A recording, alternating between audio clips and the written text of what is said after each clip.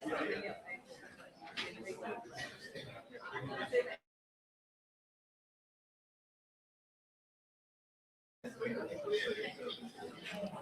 to go.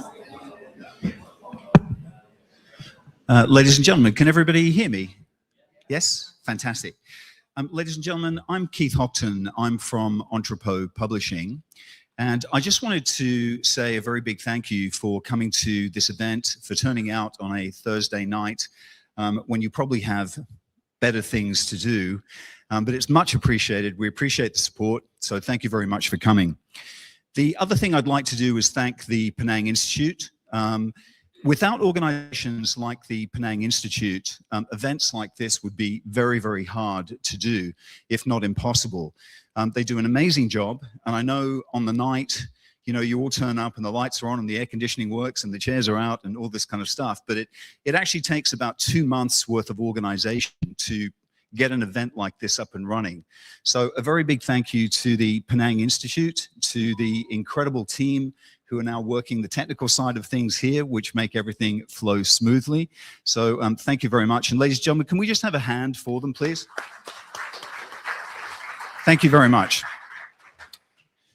So ladies and gentlemen, when this talk first came about, when the idea of it first came about, and I was talking to Dato Fazal and to Mike about what they wanted me to say about them at this talk, there was a lot of kind of toing and throwing. And then very interestingly, Dato Fazal actually sent me a list, a very large list of his international achievements and his accolades and some incredible things, which I actually didn't know about, which had me catching my breath a little bit, and I was a little bit in awe. And I then messaged the Dato and said, you know, Dato, what do you actually want me to say? Because I've only got a few minutes to introduce you, and this list is very, very long. So the end result was that we came to an idea of what I wanted to say about the Dato based on what the Dato said to me. And but I also wanted to read you just a tiny bit of that list because it was so impressive. So if I may, Dato Anwar Fazal, he's a Justice of the Peace. He's a recipient of honorary doctorates in law and philosophy. He's a local global leader in public interest issues and has been for some 6 decades now, relating to human rights, consumerism, health, urbanization, and heritage, making Penang effectively a civil society capital of the world. But it continues just a little bit. He was also awarded the prestigious Right Livelihood Award, which is often called the Alternative Nobel Prize, which actually recognizes him for his courage in making changes, in providing practical solutions to urgent global challenges. And he was awarded this, and I think he's one of the only Penangites to have been awarded that award. It's awarded in Stockholm, and it supports basically work in human rights, environmental protection, and sustainable development. All incredible things.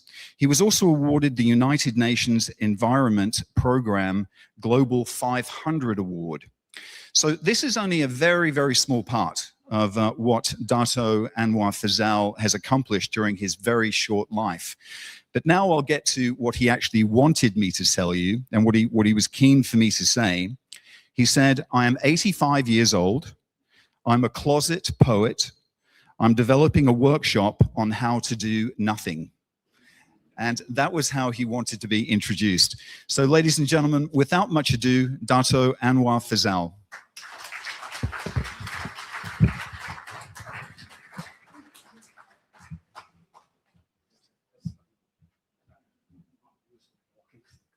Fantastic. Make sure you tell them.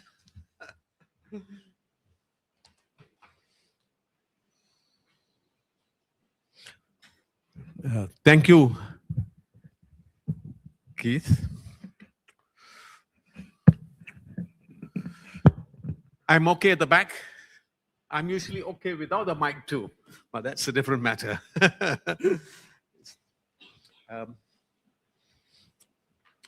Thank you for the very nice comments. It's a joy to be here at PI, a place that is rather unique. You don't find this kind of setup anywhere in any of the states of Malaysia. where people engage, an institute engages the community and learns about their own country in a systematic way. And for Penang, it's also particularly special because we have been such a cosmopolitan place, an unusual, one of actually the greatest cosmopolitan places in the world, where when one of the early governors, Leith, I think his name was, came over here, he said, I've been traveling to 90, 100 countries. I've never seen a place with more colors, creeds, and beliefs. Yeah? And then you had a very famous woman travel writer who said, a truly brilliant place under a brilliant sky. There was another governor who came in between those two, where he says, this is a really dirty place, there's filth everywhere, and and rubbish, and just avoid this place if you can. Yeah? It's very interesting how these perceptions about Penang have been going on over these years. I like to start off by asking a few. I want to get some knowledge from you all. How many of you have visited the Logan Memorial? So that would be half of you, slightly more than half. Huh? That's very good. It's a memorial that actually was by itself earlier in front of the Penang Free School, open to everyone, so that everyone passed away. And then later, when they expanded the court, they were going to put it in a corner somewhere where it could never be seen by anybody. And people might think, well, that might be the toilet or something, in the place. So after a fight, where we contacted the Minister for Health, and Cecil Rajendra, the poet from the law, from the Bar Council, persuaded him to move it to a place that would be much more obvious so that people could see that area. And fortunately, we found a place where the courthouse was having its car park. They moved the car park a little bit, and they put they moved the statue across to the memorial across to that place. It's quite awkward because when you're traveling that place, you don't see it until it's gone. Yeah, or if you have one of those necks that can move. And if you're coming from the other way, you turn before it goes and you vaguely find something. It looks like it needs a certain kind of treatment where something like a sensor, when you sort of within 50 meters of it, it will shine, and maybe it will sing a song, in the place. Because we very often find that these kinds of heritage documents, about places, get lost and get ignored. But fortunately, this was moved, and Penang Heritage Trust also did some remarkable things. They got a nice description of that place put in also. How many of you have attended a Logan Memorial lecture by the Bar Council? Yeah, a few of you. There was an acknowledgement by the lawyers of Penang that they needed an inspirator. We had in Malaysia, the legal fraternity, very much involved in all kinds of issues. And over the last 20, 30 years, issues regarding liberty among human rights, and all those issues were being debated nationally. And the Bar Council in Penang felt that we need also an inspirator from the past whose story must be told, and told amazingly simply by eminent people from all over. They had invited a very eminent lawyer of the Bar Council to be the first speaker. Unfortunately, he passed away, and I had to replace him at the last minute and gave the inaugural lecture. And the inaugural lecture was related to, again, civil rights at that particular time, because the word human rights didn't exist very much at that particular period, But here we had someone who was an amazing fighter for the local people and for human rights generally. So they started a series of lectures, and these lectures have been very successful. How many of you know where he's buried? Or where? In Ocean, yeah? Where? Yes? The Protestant cemetery.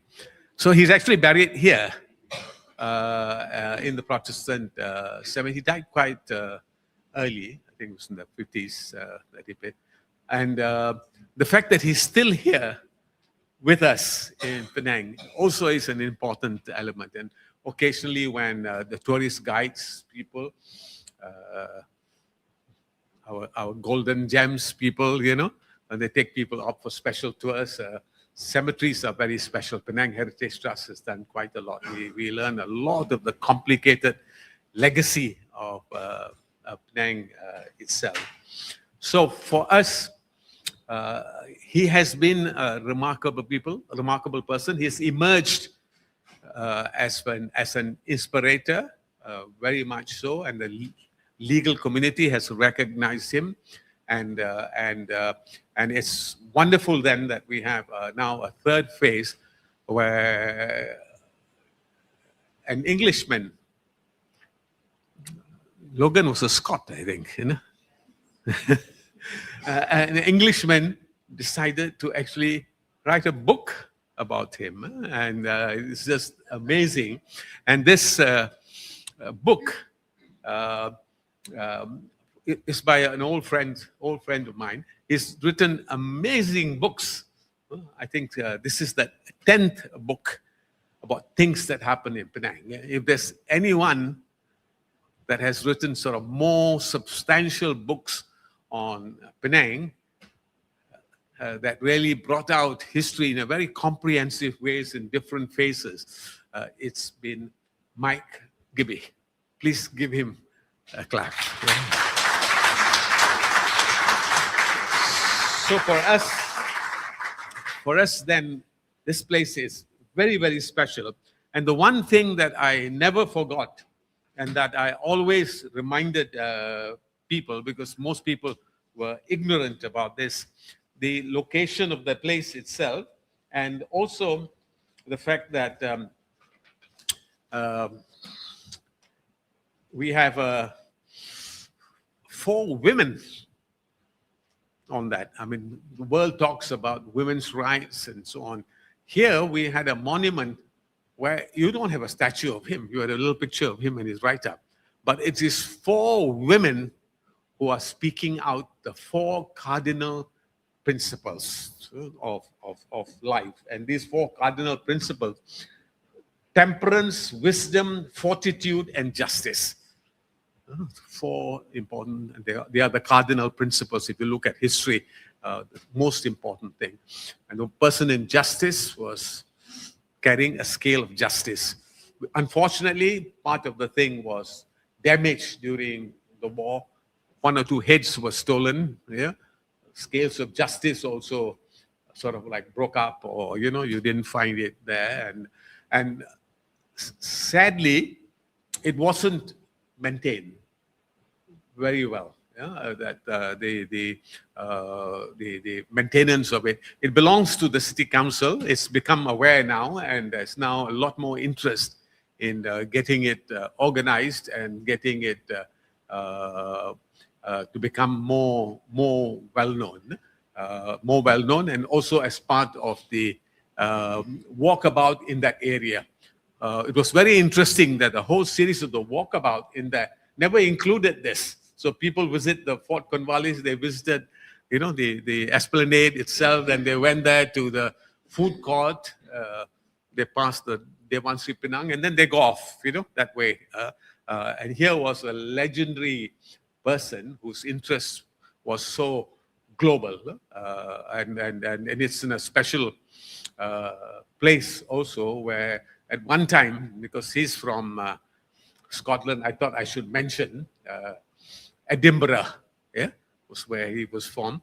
And that piece of land where Dewan Sri Penang is, a huge piece of land, used to be a beautiful mansion of a wealthy Chinese gentleman who, when the Duke of Edinburgh visited Penang 100 odd years ago, he let him stay in that house because they couldn't find any other, didn't want a hotel, they wanted really to have him there. So he stayed there, and now if any one of you knows, there's a little street by the side, totally hidden, it's called Duke Street. And the reason it's called Duke Street, nobody knows Mr. Duke, you know. They actually name after him so that we don't forget his. So with that, it gives me great pleasure to welcome all of you to this very unique event, very important book launch. I look forward to listening to it also. Thank you so much. Thank you, Keith.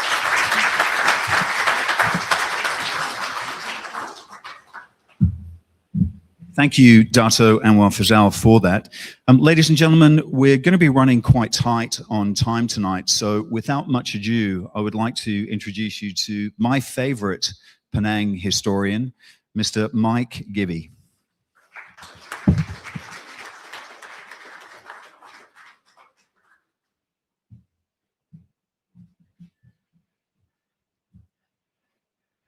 Dato' Anwar, you took my notes.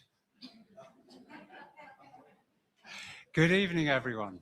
Thank you for coming. And let me also say thank you to Keith and Dato' Anwar, and also to Penang Institute for putting together this evening. I will speak to you later about this. Yeah, the same paper and the same lots of corrections.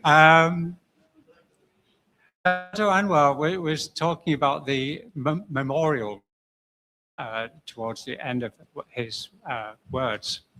And recently, I was talking to an elderly gentleman, a long-term resident of Penang, and he wanted to know what I was interested in. And I said, I'm interested in history of Penang. At the moment, I'm really into Logan. And he said, Logan. He'd lived all his life in Penang, and Logan didn't really ring a bell with him. I said, you know, the guy who was a lawyer, and there's a memorial opposite the law courts to him. And that made the connection. He said, the angels. So the memorial is to 4 angels, apparently, which is quite amusing because if you read the book, you will discover that Logan had opinions about religion and angels. I don't think he'd be terribly happy to have angels on his memorial, really. Anyway.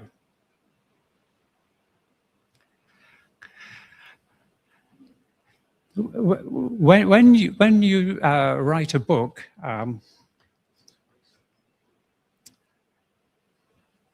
initially it's an idea, and you collect information, and it begins to take shape in your head, and then you come to a stage where you think, what am I going to call this book? It's a bit like our family was blessed with a granddaughter recently, and in the months leading up to her birth, the question was, what are we going to call her? And everyone had ideas, and everyone had opinions, and everyone's opinions were terrible or wonderful, whatever, you know. And then what happens is the baby arrives, and you have to have a name now because the baby's here. And a similar thing happened with this book. It was going to be called something quite different. And then shortly before birth, I thought, no, the original title was just too gentle. we needed something a little bit more aggressive. So, okay, Spiky like a durian. That's a title, nice and catchy. Now my problem is justifying the title to you. Because Logan's a hero. He was a good guy, right? He did this, he did that. Spiky?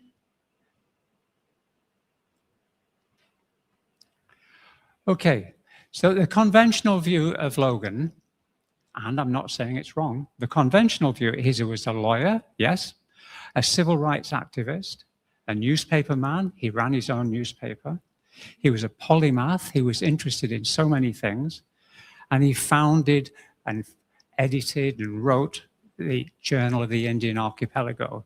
He did an awful lot of stuff. And a lot of the things he did are encapsulated in just one little episode. I'm going to run through a little episode to introduce Logan to you and the kind of way he operated. Okay, March 1852. A sailing ship called at Penang, and on board there were 320 Chinese coolies. They'd been at sea about 5 weeks.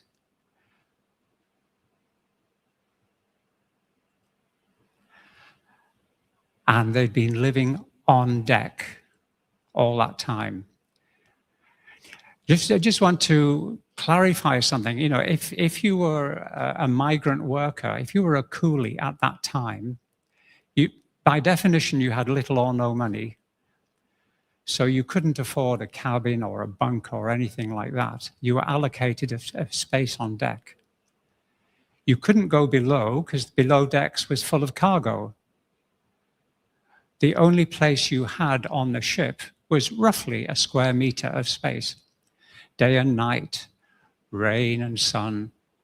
And if you had a good captain on the ship, he might rig up some tarpaulins to provide shade and shelter from the wind. But hey, that costs money, and so the odds were you wouldn't have that. So the Ratcliffe, this sailing ship, came into Penang Harbor with 320 deck passengers.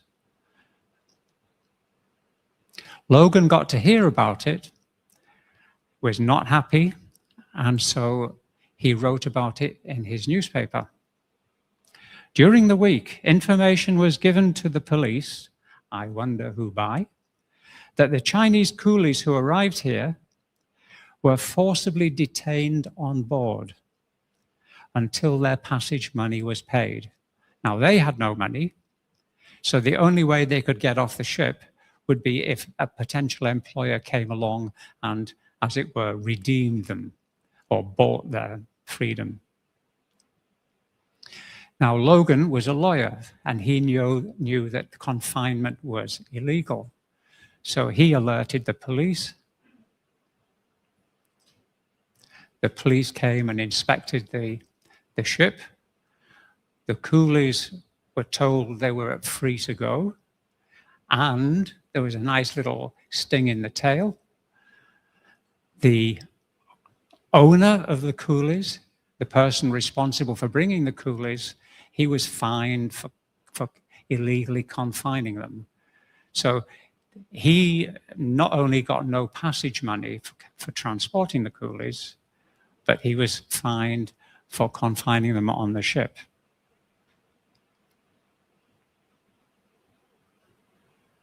So we've got a forthright newspaper editor who's using his newspaper for good ends, and he's got legal training, so he knows what is permissible and what is illegal and so on. So he's got a heart of gold, like a durian. Maybe we should have called the book that, yeah? Heart of gold, like a durian.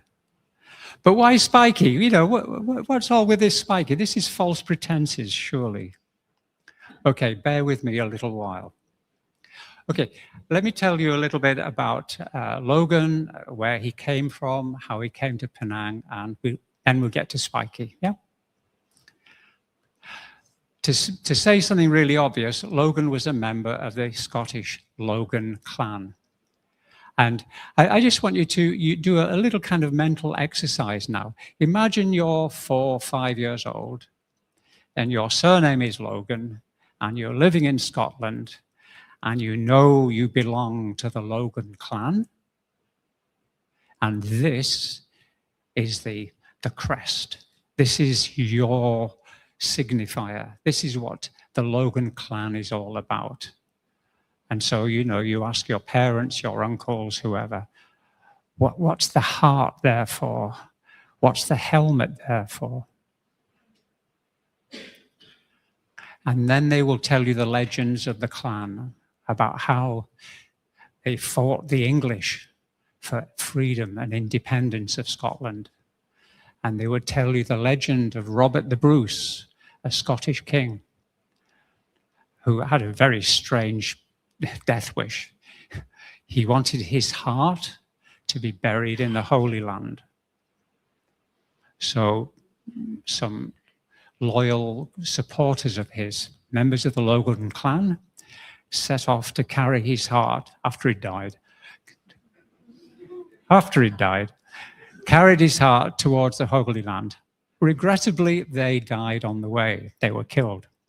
But, okay, what kind of images does this produce in a young child? I think it's, you know, it's got all the makings of bravery and going on a quest and striving.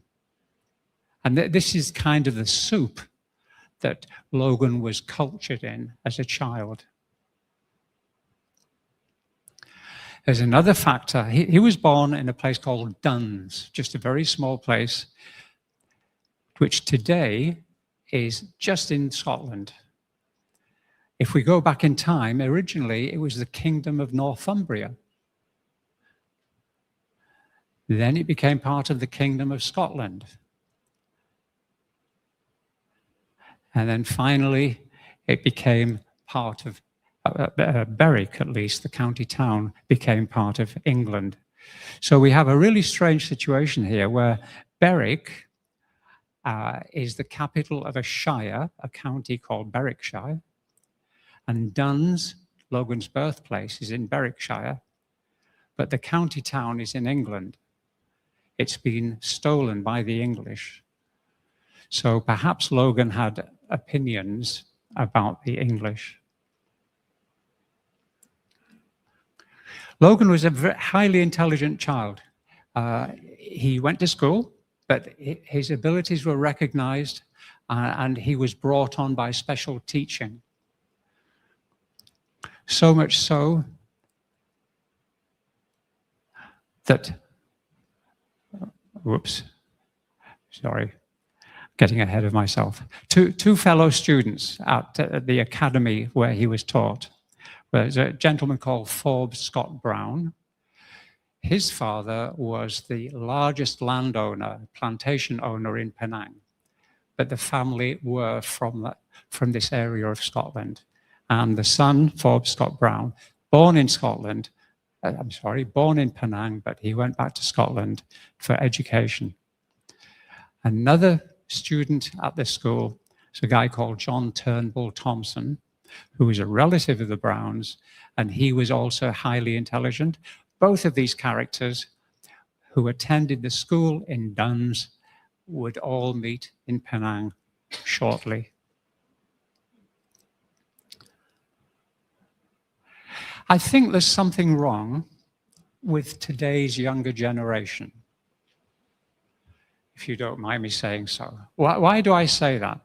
Logan went to university and read law. Okay, big deal, he read law. At what age? 14 to 16. Yeah. Thompson, who I just introduced you to, he went to the same academy as Logan. Then he went and studied maths. And then aged 15, he came out to Penang. He arrived at Penang shortly before his 16th birthday with a job to survey Penang Island and Province Wellesley, the mainland. Age 16, leaving home aged 15, turning 16 shortly after he arrived here. And his job, and he did it well. He surveyed Penang Island and Province Wellesley. I mean, with respect, I mean, I have children and you have children, but can you imagine a 16-year-old today going off on their own on a 4 or 5 month voyage from the home country to Penang, taking up this job, mapping Penang, doing it so well, he got promoted to be surveyor for Singapore.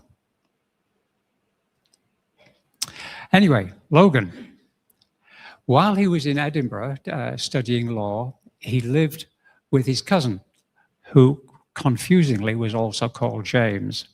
So I'm going to call our Logan, Logan, and this character, James.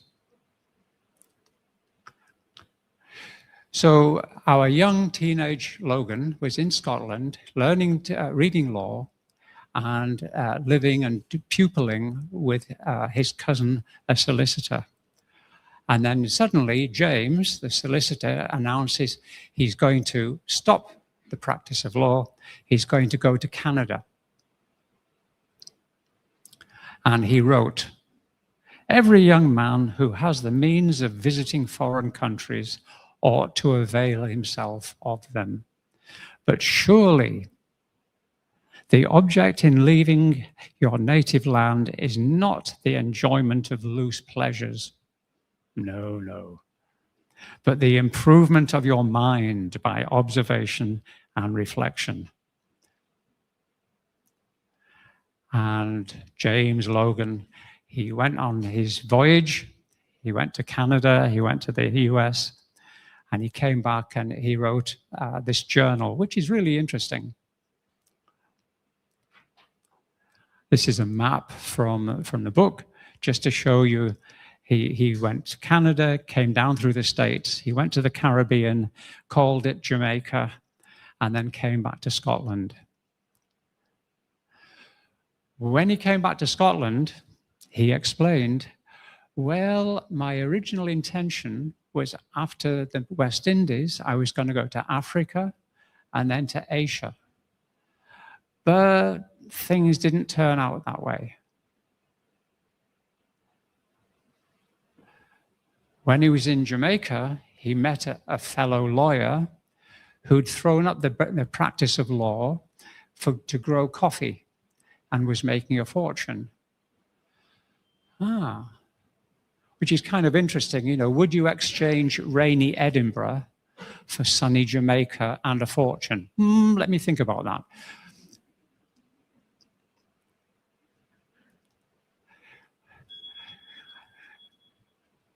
In the book describing this, James Logan says, events over which he had no control caused him to stop his journey around the world. What were the events beyond his control? After he'd written his book and had it published, he went back to Jamaica and married Florence Richards, who he'd met in Jamaica. So, the model that Logan is being presented with, our Logan, is the Brown family are making a fortune in Penang. His cousin, James Logan, has gone to make a fortune and marry for love in Jamaica. So when the Browns invite Logan to come to Penang, yeah, okay, I'm on my way. And when Logan arrived here in Penang, he was reunited with Forbes Scott Brown and James Turnbull Thompson, who'd been fellow students at the academy at Duns.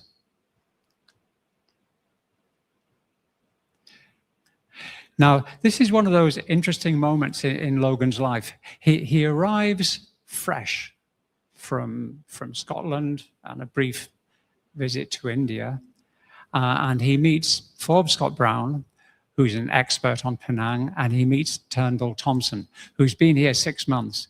He's been everywhere, mapped everything. So these two characters would have had a tremendous input on Logan's perceptions.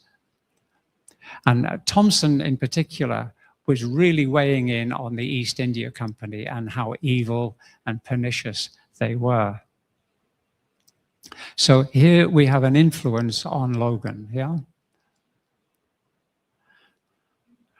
A second influence, yeah. When Logan arrived, he was intending to do some legal work. Unfortunately, there was a lawyer already here established, William Bell Hatchett, who'd been here for about 10 years, knew his way around, and was a very forceful character. So Logan was swept up into his orbit and became influenced by him. This influence was controversial, uncompromising, antagonistic. He loved to pick a fight. Even better, after a short overlap from when Logan arrived, a couple of months after Logan had arrived, Bell Hatchett was leaving for Singapore. So there was an opportunity for Logan to learn from Bell Hatchett how to be a lawyer in practice. And then there was an opening for him to take over Bell Hatchett's role in Penang. So Logan helped out Bell Hatchett in 2 legal cases as an assistant. The first one involved Siri leaves, and Bell Hatchett lost the case, but here's the important point. Bell Hatchett had been writing editorials for the local newspaper, and he got Logan to analyze the case, criticize the judge, make a fool of the judge, and demonstrate that although Bell Hatchett had lost the case, the judge was in error. Now, this is really interesting because you've got heavy criticism of the law, and there were no consequences. The final case was rather more interesting. It wasn't about a bunch of leaves. It was the Kedah piracy case. Now, in this case, what happened was a group of natives of Kedah were arrested for piracy, for taking a Siamese ship. Now, the point is, Siam was an occupying power in Kedah at the time. So as far as Bell Hatchett and Logan were concerned, this wasn't piracy. This was a war. This was a resistance movement. And again, they were very aggressive in court.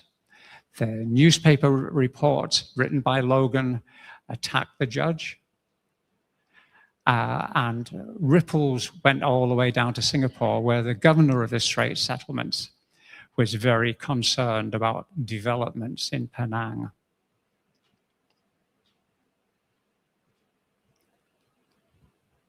So, in summary, our young James Logan, he's brought up at home. He's got a clan background with a mythology which is retailed to all the youngsters in the clan. He studies law. His head is turned by people going off and making fortunes in tropical lands. He's introduced to the East India Company and their practices. And he learns the power of the press.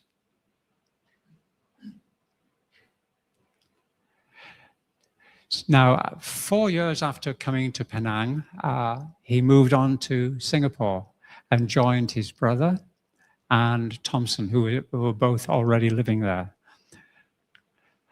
I'm sure most of you, if not everyone, has been to Singapore, and it's changed a bit. This is what it would look like in 1844.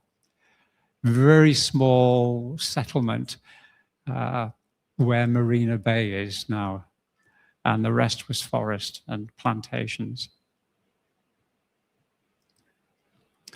2 months after Logan arrived in Singapore, some inflammatory articles started to appear in the newspaper. Okay, Notes in the Straits, they're called, written by a certain Halbert Restelrig, which is a pretty improbable name. Yeah, who's going to call their child Halbert? What is a halbert? A halbert is one of these medieval battle weapons. It's kind of a long spear with a pointy end and with an axe as well. So you can poke and slash and do a lot of damage, yeah? Halbert. So the author of these pieces chose Halbert as his first name. And Restelrig, well, what do you know? Restelrig is the name of the castle belonging to the Logan clan. I wonder who her... Now, I hope you'll forgive me introducing you to the clan legends and so on, because when you meet Halbert Restelrig, it all just clicks together. Ah, James Richardson Logan, what are you thinking of? Yeah. Okay, now what did Logan have to say about himself?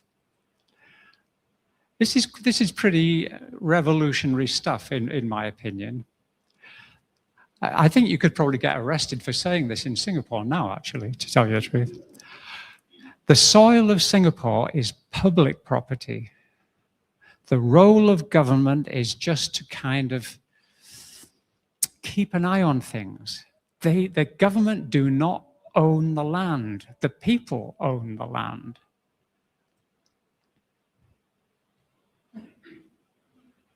He also wrote about the need to maintain the fertility of the soil. He wrote about destruction of forests, the need to increase Singapore's female population, the need to eradicate tigers because they were killing all the planters. And as we know, he had ideas about land ownership.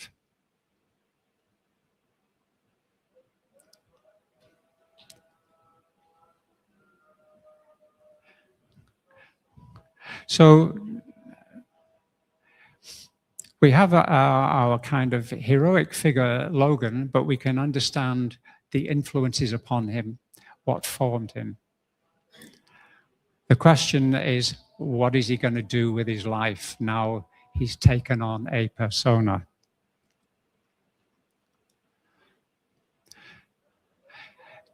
Can you all read this? The text is large enough. Okay. Yeah. 2 years after working in Singapore, he went to Malacca on business, on legal business, and wrote, "I cannot conceive of any place better fitted than Malacca to soothe and tranquilize your mind when it's been fretted and worn by the toil and strife of Singapore." I mean, that is true today, believe me. And remarkably, it was true in 1845. So here's the interesting thing. Logan was working as a lawyer, but he was hating it. But he had to work to earn money, of course, you know. And this is where his friend Thompson came in and helped.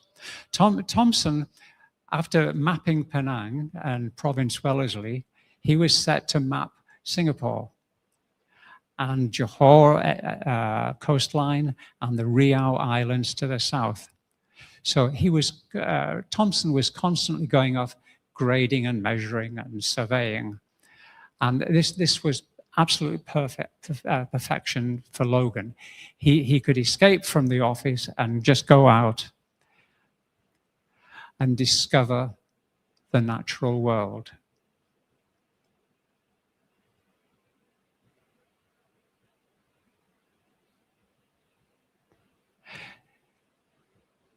Now, I don't know if you've ever been in mangrove.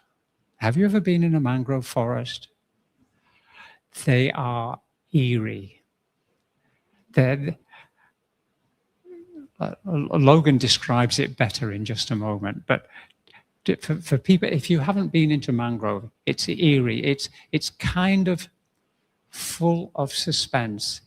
There's a sense that everything is waiting for something to happen, and everything is just waiting. And this is what Logan had to write. For some time, nothing is visible beyond the mangrove walls, which expand or contract as we proceed. But as we go deeper and deeper into this lonely creek, the feeling of its wildness and seclusion grows stronger. The smoothness of the water, the stillness that prevails, the absolute lack of all living things gave it a character of the most perfect solitude. Oh, fantastic. Just as an aside, when I started doing my research on Logan, I was really worried about recognizing what Logan might have written. And I contacted a friend and said, do you have a program that we can teach, we can feed some of Logan's known writings into so it learns his style? And then we can feed all kinds of other stuff in and discover unwritten pieces by Logan. Yeah? That was my concern when I first started researching about Logan. Totally unnecessary. Logan, when you read him, you just know it's Logan. He literally speaks to you.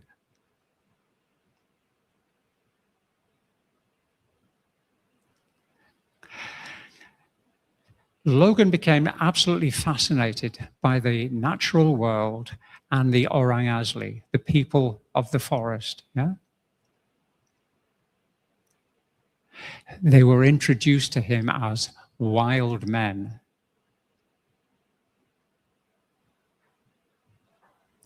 And then Logan was really, really fortunate because Thompson was sent to survey the coast of Johor and the islands off Johor.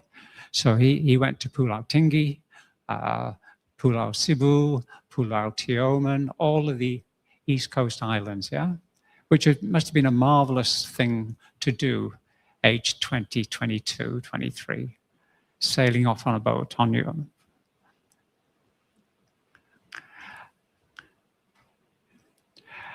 But Logan had a plan. What he did was he persuaded Thompson to drop him at Endau, which is just north of Mersing, because he wanted to cross the Malay Peninsula.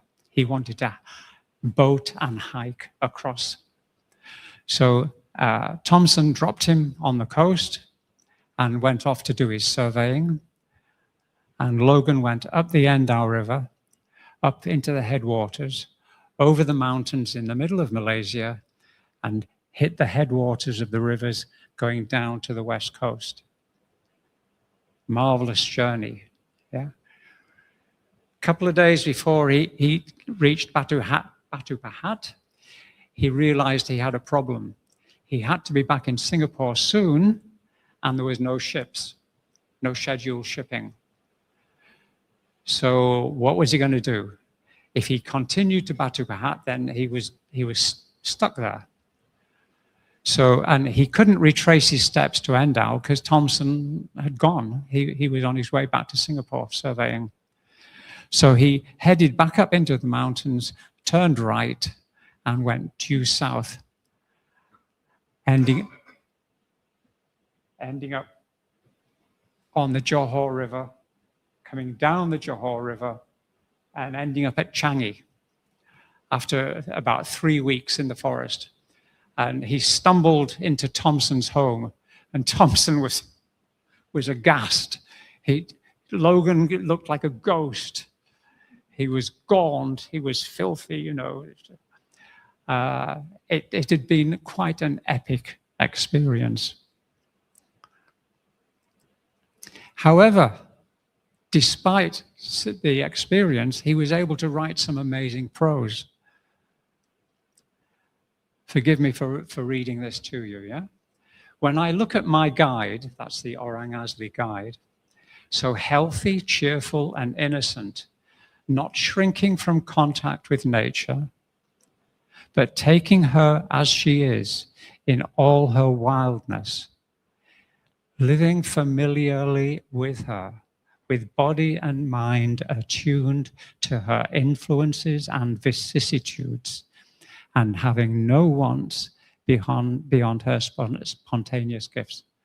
Whoa, Logan, what are you talking about? This is the most sensuous language. Yeah? No? Yes? Yeah. When I look at my guide, so healthy, cheerful, and innocent,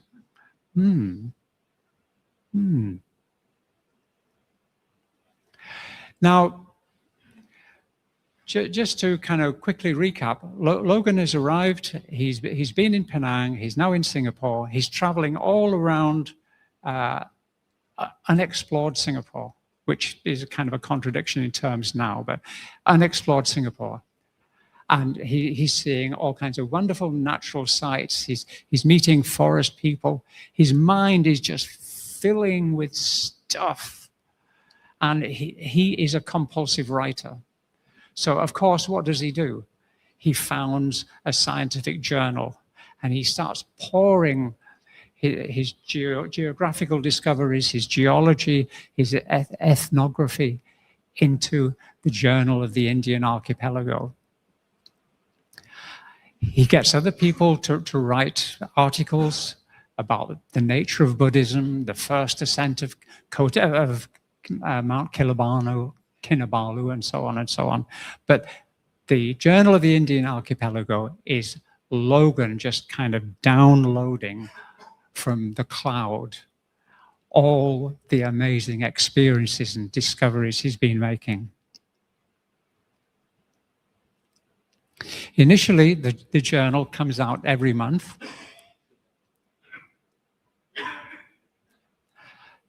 And it's reflecting the nature of the times. Southeast Asia then, in the 1840s, it was opening up to steam navigation. People were exploring and discovering and everywhere.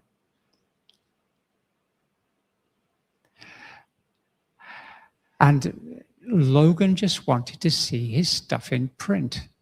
And if there was no magazine, no journal, no outlet, then, well, he would jolly well make his own.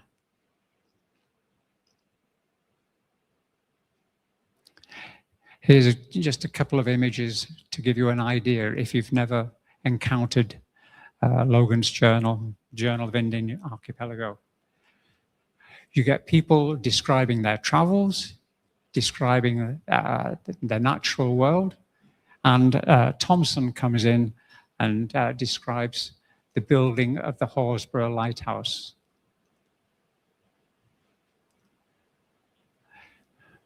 But Logan was burning the candle at both ends.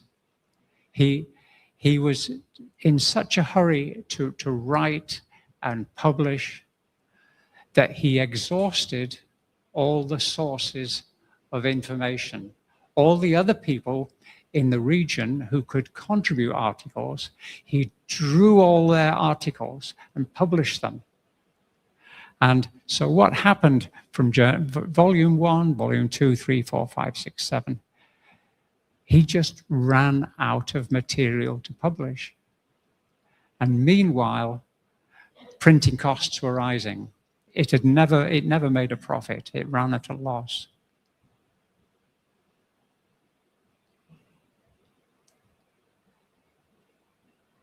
Okay, rising production costs, shortage of articles, reducing number of subscribers, Logan's health suffering. And In 1852, Logan moves back to Penang. Now, there are various reasons why he goes back to Penang.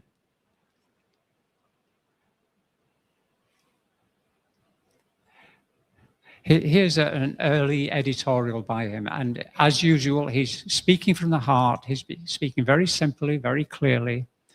In February last, after an absence of 9 years, we invalided from Singapore. I left Singapore because I was ill. After a short trial of running the newspaper here, I was strongly inclined to throw it up, but some supporters assured us that every allowance would be made. He was encouraged to carry on. And here's a nice revealing thing.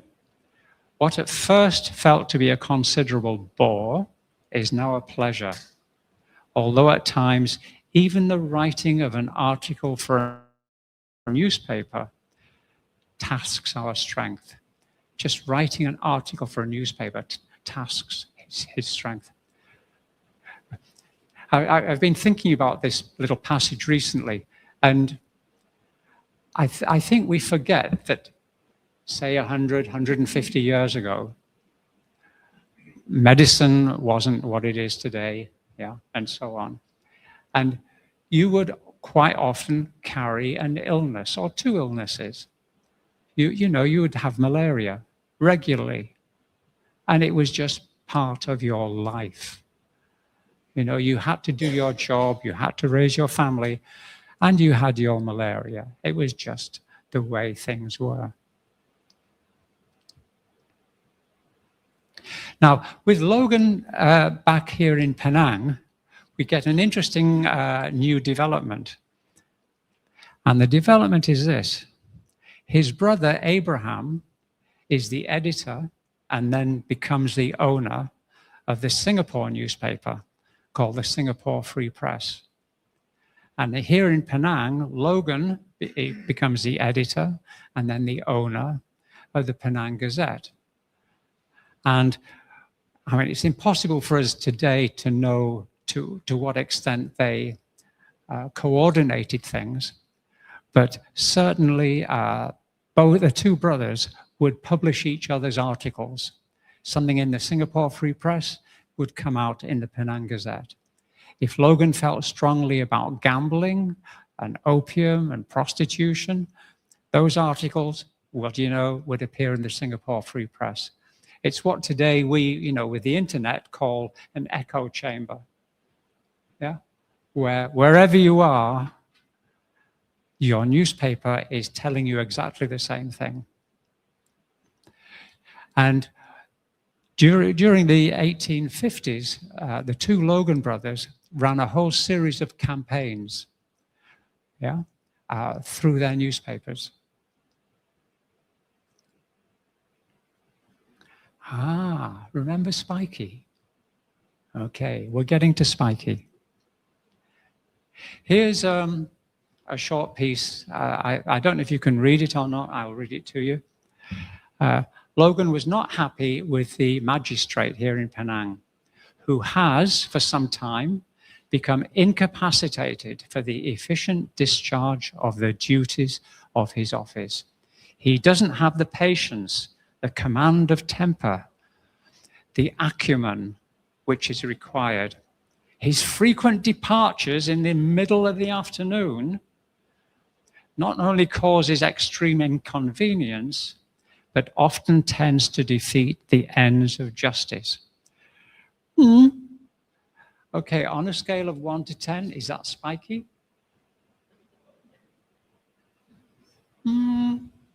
4?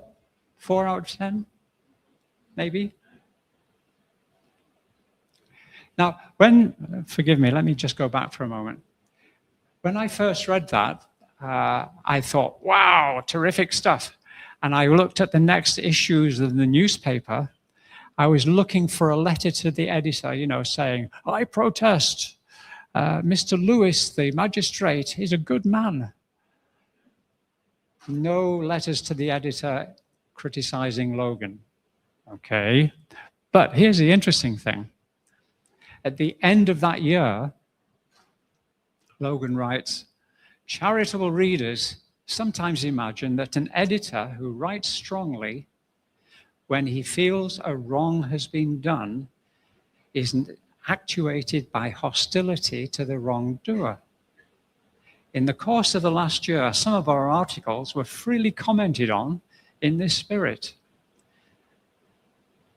What's his attitude? Ha! Ha ha!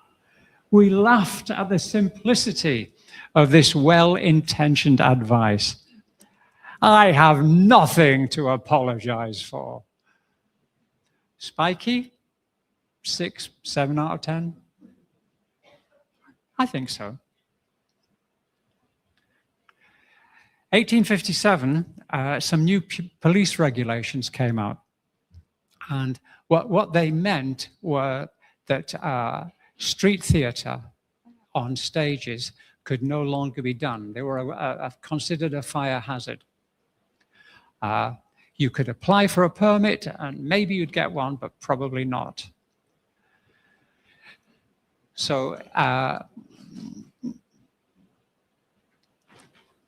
when a wayang stage was built, the police said, no, it's got to come down. And the people who built the stage said, no, not coming down. And the police came in heavy, demolished the stage. There were riots.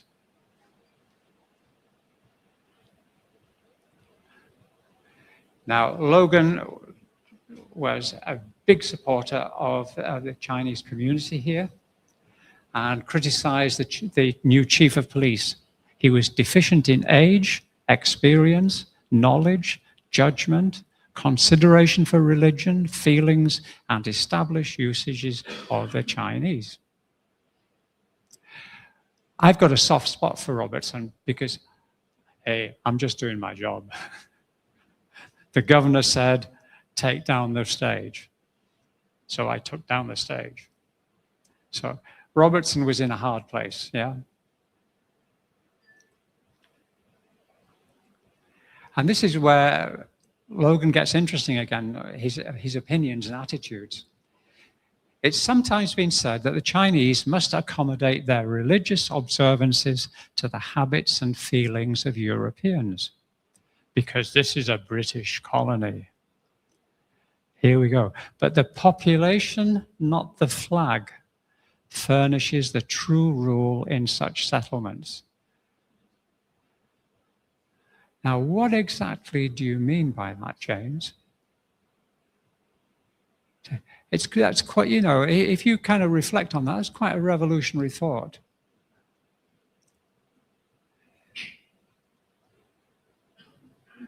And then I think he blows it. I think he goes one step too far here. But this is just a personal opinion. He continues, the temporary European sojourner finds himself in amidst hundreds of Chinese natives of the place. Ouch. Now, we're not talking about present-day Malaysia. We're talking about Penang in 1850s. And the Chinese coolies who came here to make some money. Some of them stayed, some of them went home. But to award them with a status of native within a year or two of their arrival, that's, okay. Robertson, the policeman, got it in the neck one more time. Okay, here we have a map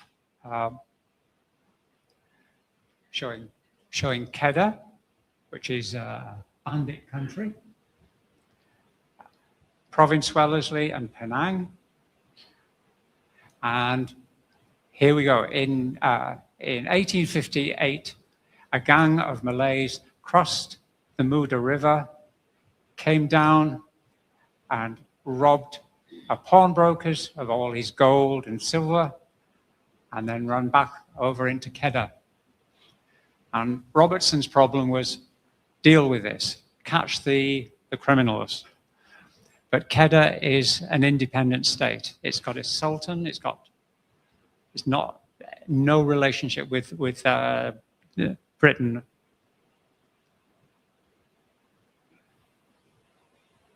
Now the good news is the Sultan of Kedah arrested some of the robbers and returned them to Penang to the police. And here's where Robertson made a mistake.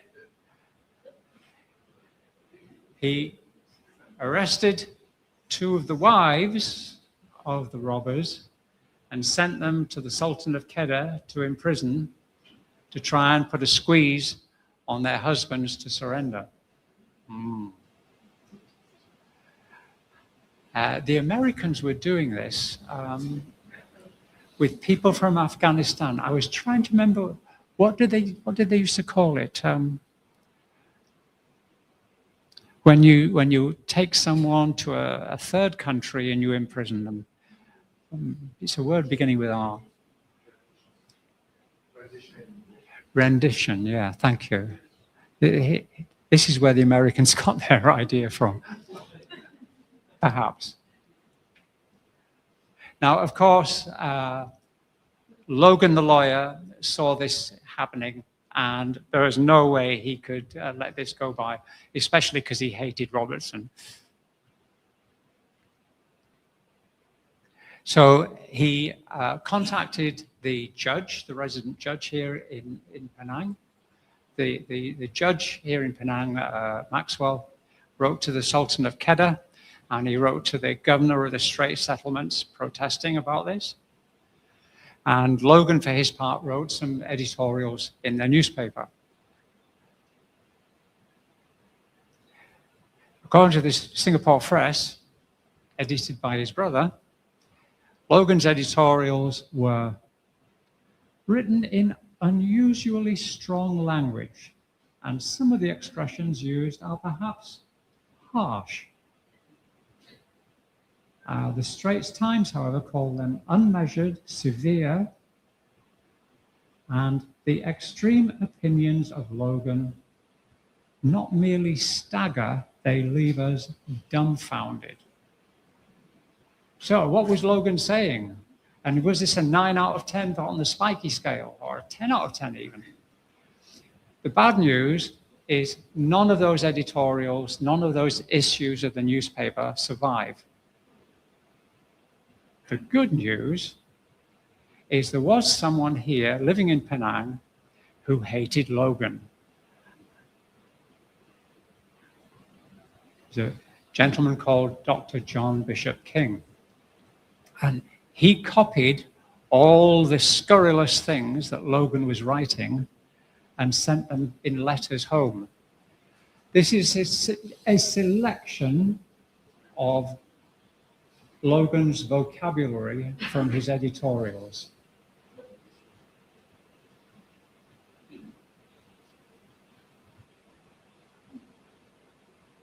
On the Spiky scale, I'm being shown a 10, not 11. Okay, now, just to resolve this issue, what happened next?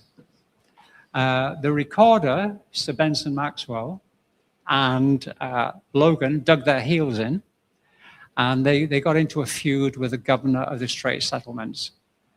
And we ended up with a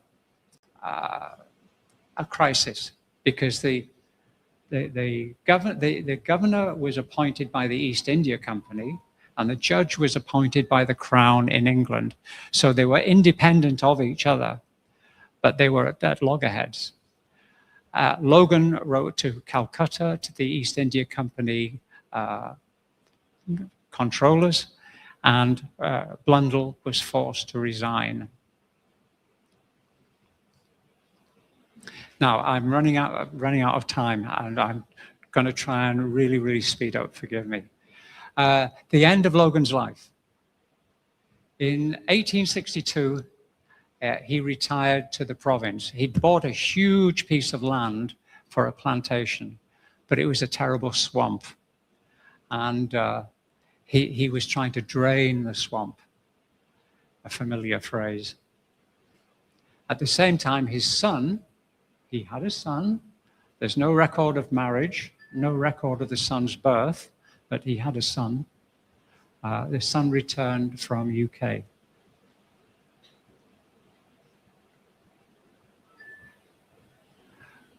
In his retirement, Logan continued to write and campaign.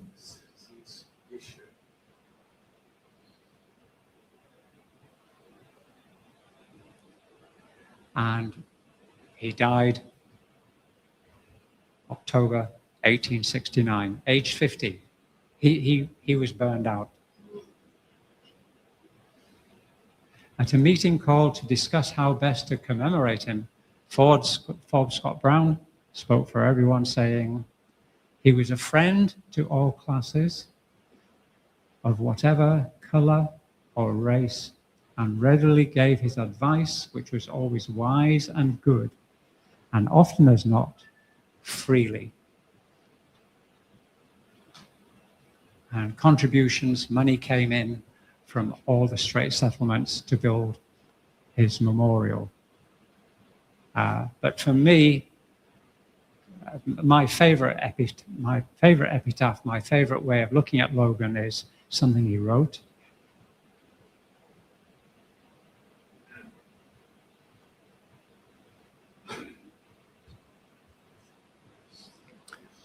Heart of gold, like a durian. Spiky, like a durian.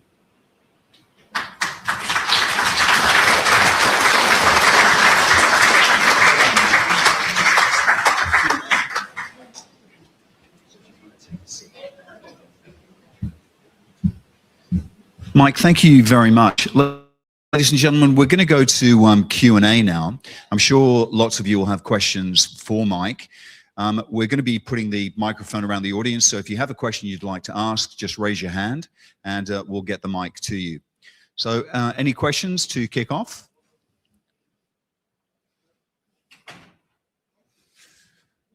While you're thinking about that, I will just say, do we have one? Oh yeah, we do. Just here, third row. Thank you.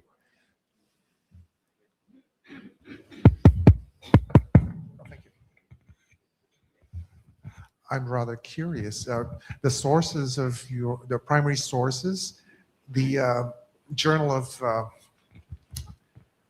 the journals that you referred to that he had published, are they in archives in Penang, National Archives, and so forth? Is it not working? Better than that, the Indian archipelago,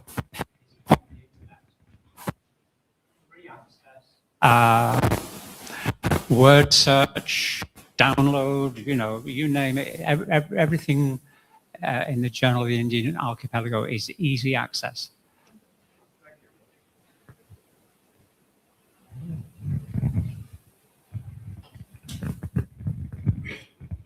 Yes.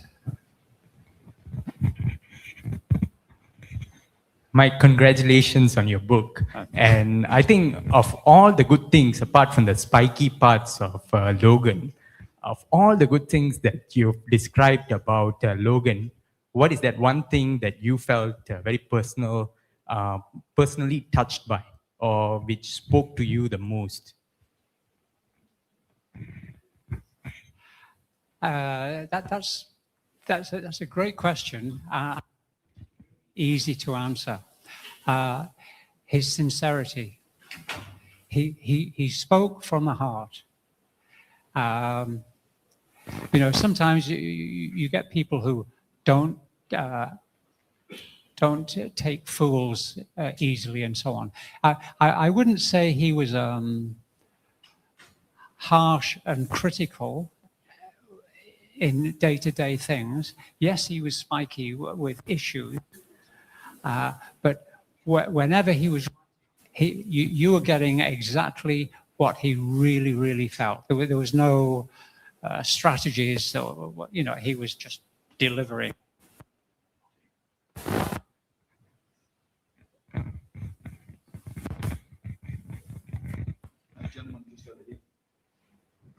Yeah.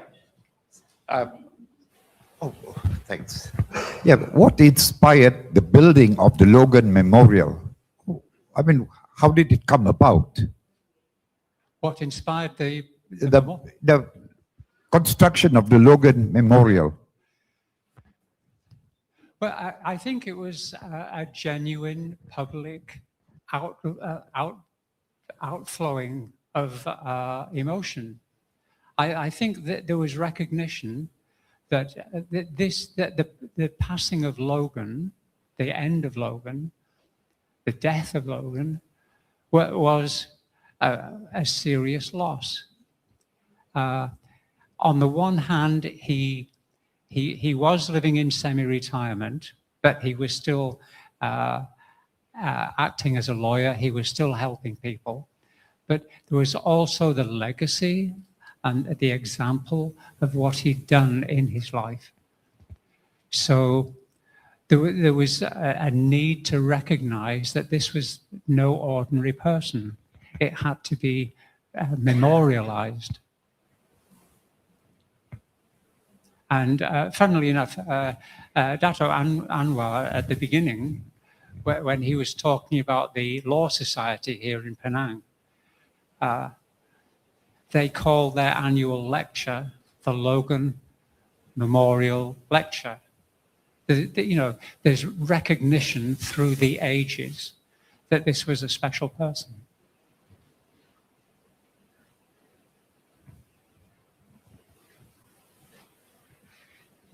Yes. I have an observation. I noticed the Penang Gazette is spelled P-I-N-A-N-G. Why? For those of you who know, Penang came from Penang, but when the British came, Exactly. they just pronounced Penang and become Penang. And I saw that Penang Institute there. Maybe you should change it to P.I. just an observation. Yeah, right. And Thank you. I was curious, you never talked a little bit about it. Because when I saw the map that was there, it was like Penang, P-E-N-E-N-G, but the Gazette was all P-I-N-E-N-G. Thank you.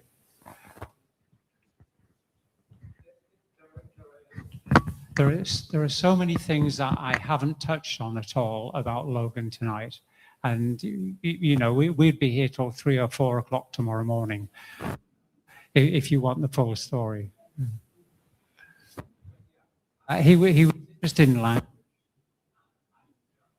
It's quite funny because he insisted on spelling it P-I-N, Penang. And when his articles were reprinted in other newspapers, sometimes they would keep the P-I-N and sometimes they would edit it to P-E-N. But you can always tell a piece of Logan writing. You don't need the funny spelling to identify.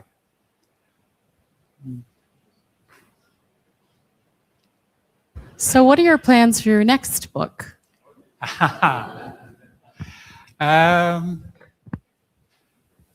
This is going to sound a little bit silly perhaps, but I'm looking at 2 very different things.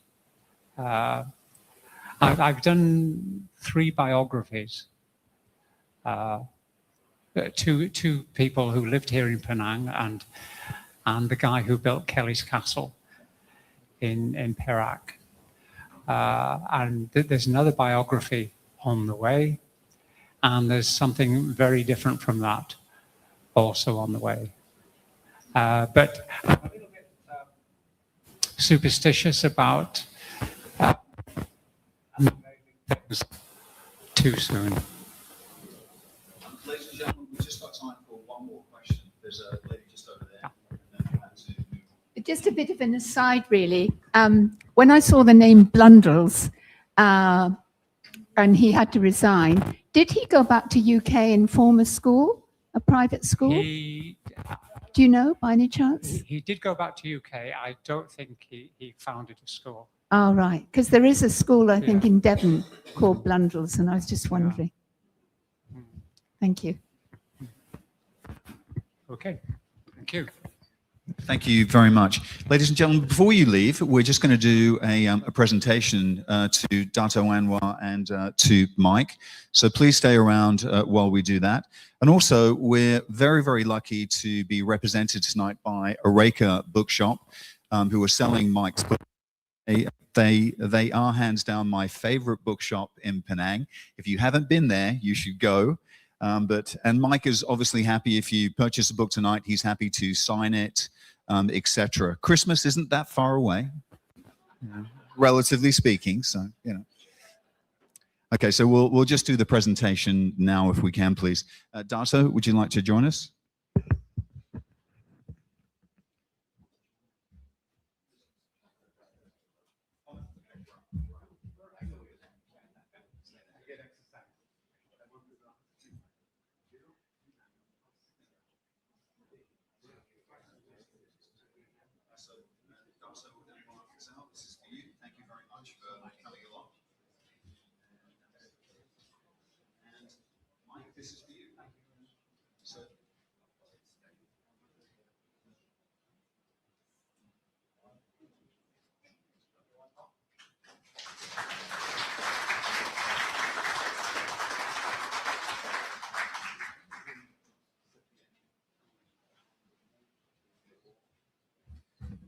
Ladies and gentlemen, that concludes tonight's event. Thank you again very much for turning up and supporting us and for supporting the Penang Institute.